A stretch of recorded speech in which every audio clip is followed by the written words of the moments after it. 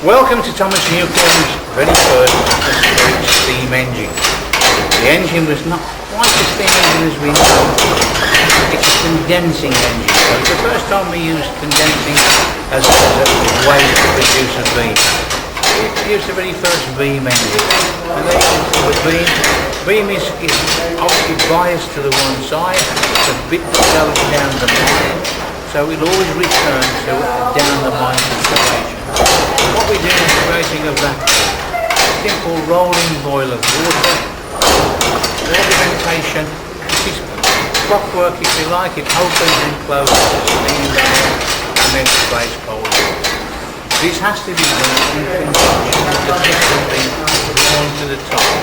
As it's drawn to the top it starts steaming, then it's put up and the water is sprayed in a very rhythmic time.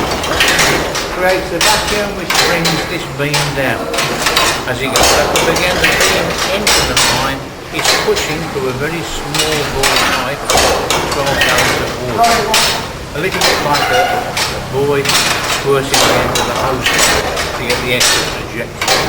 This pushes the water along channels, which lifts it, takes it out, and the beauty of this is that we can put it anywhere we want to.